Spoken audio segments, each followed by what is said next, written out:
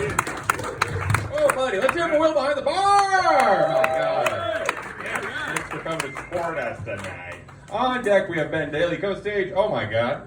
It's their first time performing stand-up comedy, so let's start clapping now, everybody. Start getting that energy up. For Jonathan Baker, everybody. Let's hear it for Jonathan Baker.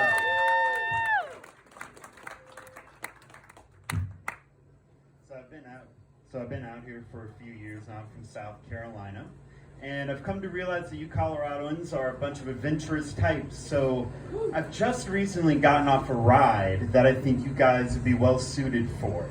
Now, this ride you're not going to go find down in Denver at Ellich or anywhere like that. In fact, this ride is one you build at home, like that Lego set Death Star that you never got as a kid. Now, what is this ride, you guys ask? Well, it is the roller coaster of emotions from getting left for another guy.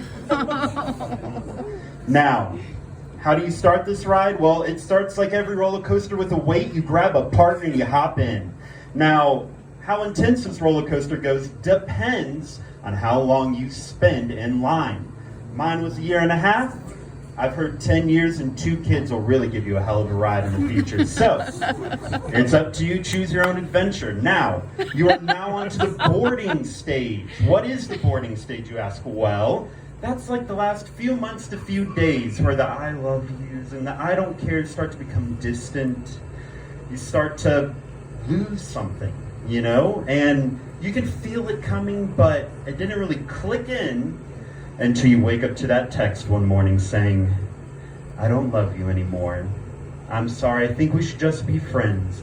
Something weird to decide after 1.5 years of having sex and staying with me, but then comes, I think we should wait a week and clear our heads before we talk again. So now we start anxiety climb, and this is where people start getting their hands up, ready for the roller coaster, because we are climbing all the way to the top. And when you get to the top, all these stops start pointing in your head. How many guys has she fucked this week? How bad is it going to be? And she looks you right in the eyes and tells you, I've left you for an ex-felon I used to work over at the Weld County Prison. He lives with his mother, and he doesn't have a job. But you know what? You're a little too put together for me, and I think I need a project. So now we got our hands up, and we do a 90-degree drop in self-esteem, flying right into denial bend, where you find yourself crying on the toilet, looking at her Facebook profile, saying this can't actually be a real fucking thought. You know, like who literally just suggests that they would rather have a project than you. And as you reach the end of the bend, you see the relationship status change to official less than a week after she dumped your ass. Well, now you go right into the twist of knives, and this is the "you're tearing me apart, Lisa" part of the ride.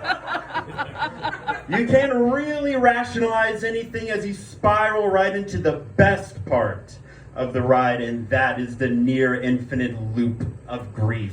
And you circle through trying to do that thing we all try to do, lie to ourselves until it becomes true. I never want to see this person again.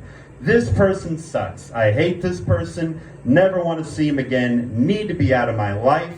You repeat it, repeat it. It's like that stupid rule in math, 2 negatives equal a positive. Makes no sense, but it's a rule. And as you fly out of the infinite loop of grief into the straight and narrow, you pull right into acceptance station, where you get that nice, warm feeling of meh. It's not a great feeling, but the one thing you can do is look back and realize, at least I didn't go off the fucking rails and fuck the first ex-felon I saw. Thank you guys. Have a good night.